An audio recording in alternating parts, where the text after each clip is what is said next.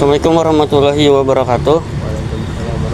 Pada kesempatan kali ini saya atas nama Ada Raka Bermansyah dengan mata pelajaran Smart Entrepreneurship 2 tugas Pak Rido.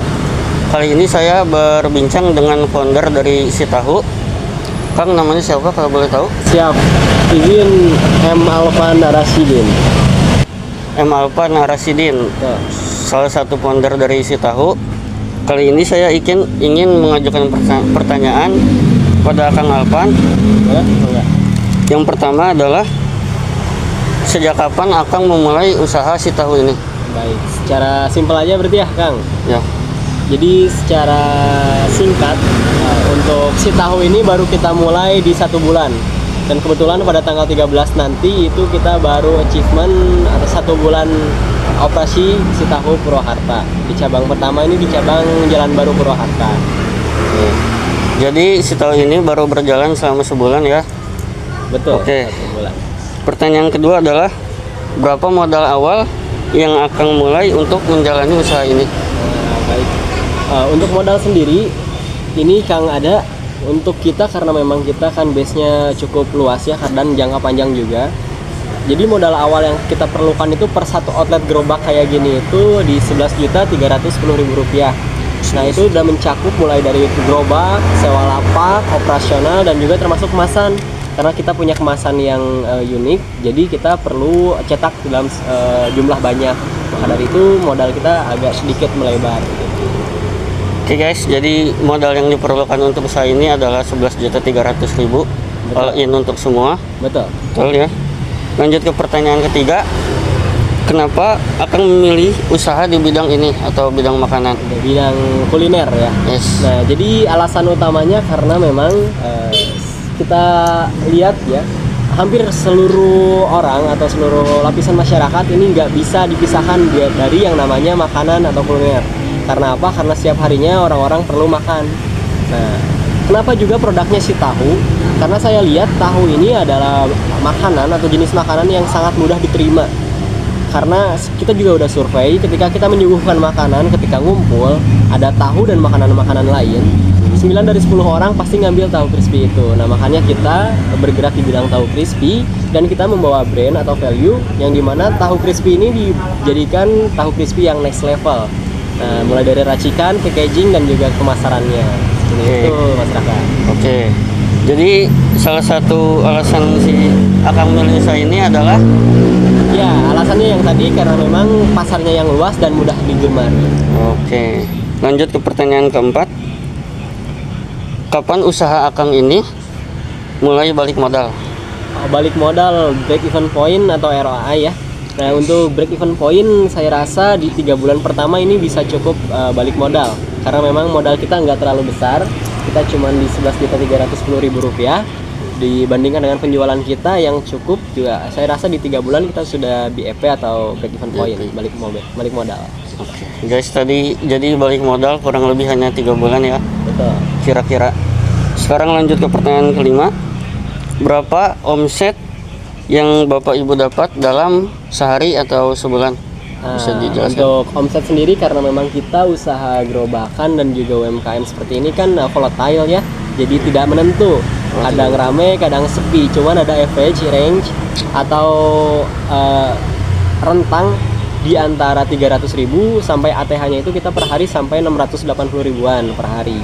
Nah setelah kita kalkulasikan dari mulai pertama penjualan sampai dengan hari ini yang dimana kita hampir 30 hari, itu omset kita udah capai di 14 jutaan Raka, 1 bulan ini di per opening. Ya, jadi 1 bulan dari opening sampai sekarang itu 14 jutaan omset. 14 juta. Betul.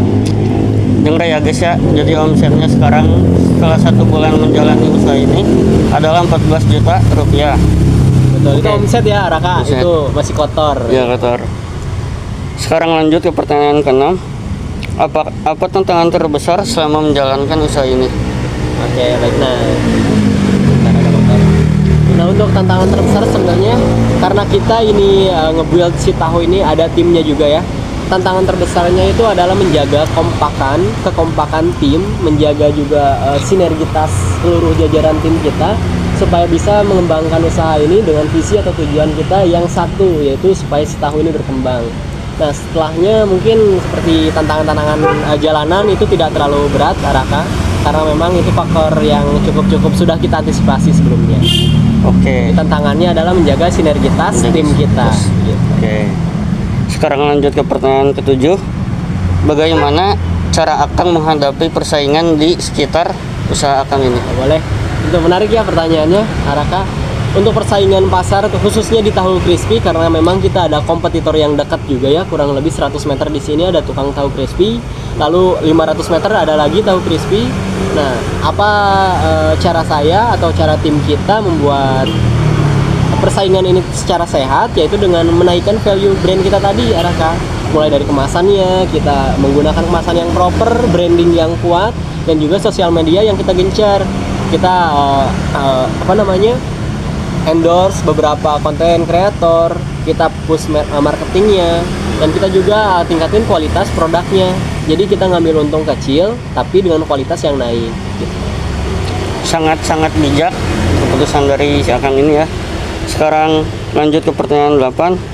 Apa harapan Akang ke depan untuk usaha ini? Nah, untuk harapannya sendiri khususnya pasti kita pengen usaha ini semakin berkembang ya, Raka. Yang dimana ketika nanti usaha ini berkembang, dan kita juga punya target, dimana kita punya target di Purwakarta ini ada 17 outlet. Kenapa 17 outlet?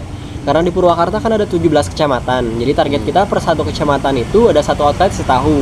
Nah, secara tidak langsung ketika capaian itu tercapai, kita sudah membantu untuk mengurangi tingkat pengangguran di Purwakarta. Minimalnya ada 17 pengangguran yang sudah kita fasilitasi untuk mendapatkan pekerjaan. Jadi itu harapan saya ke depannya. Oke, sangat menarik dan juga bijak sekali. Sekarang lanjut ke pertanyaan 9. Setiap usaha pasti ada pasang surutnya ya. Betul. Bagaimana tips atau motivasi menghadapi hal itu? Nah, untuk menghadapi pasang surutnya ya, Araka, utamanya kita harus kreatif, karena memang sebagai UMKM, pelaku UMKM, kita dituntut harus kreatif. Jadi kita harus berfokus pada solusi, bukan masalahnya. Ketika masalahnya adalah penjualan menurun, kita jangan stuck kenapa penjualan menurun. Ketika cuaca hujan, kita jangan stuck kenapa ini cuaca hujan penjualan menurun. Tapi kita harus cari solusi. Ketika hujan, customer gak bisa datang ke sini, gimana caranya kita memberikan solusi supaya kita bisa datang lah ke customer tersebut dengan melakukan push delivery online melalui apa medianya, bisa WhatsApp, bisa Instagram, TikTok, dan lainnya. Jadi kita harus berfokus pada solusi. Oke. Sekarang lanjut ke pertanyaan terakhir, pertanyaan 10. Apa nasihat atau tips Akang untuk orang-orang yang pemula ingin memulai wirausaha? Aduh, karena saya juga masih pemula ya, Araka.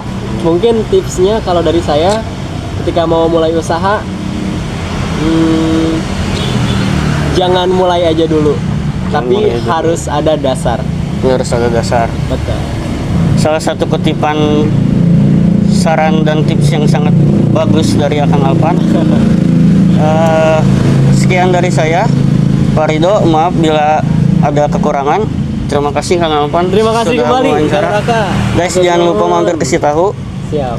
Thank you. Wassalamualaikum warahmatullahi wabarakatuh. Waalaikumsalam warahmatullahi wabarakatuh.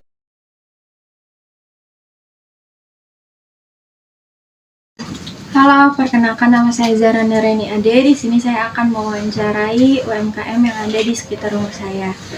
UMKM-nya sendiri ini yaitu Warung Sembako. Oke, Ibu boleh diperkenalkan nama dan usianya? Nama saya Emma, usia saya 48 tahun. Oke. Sejak kapan Ibu memulai usaha ini? Setahun yang lalu. Oke, berapa modal awal yang dibutuhkan untuk memulai usaha ini? Sekitar 5 juta. Oke. Kenapa memilih usaha di bidang ini? Ingin mengembangkan bakat berdagang. Oke. Kapan usaha Ibu ini dapat balik modal? 6 bulan. Oke. Berapa omset yang Ibu dapat per hari bersihnya? Sekitar 300. Oke. Apa tantangan terbesar selama menjalani usaha ini? Kan namanya usaha ada pasang surut. Oke. Bagaimana cara Ibu menghadapi persaingan? Ya, rezeki udah diatur sama yang di atas. Oke. Apa harapan ibu ke depannya untuk usaha ibu ini? Ingin mempunyai agen yang besar. Setiap usaha pasti ada pasang surutnya ya kan, seperti yang tadi ibu bilang. Untuk menghadapi hal tersebut, tipsnya dari ibu tuh seperti apa? Selalu percaya diri, semangat. Mungkin kan ada beberapa orang yang ingin memulai usahanya. Nah, apa tips atau motivasinya untuk orang tersebut? Selalu semangat dan tetap bersabar. Oke, terima kasih Ibu.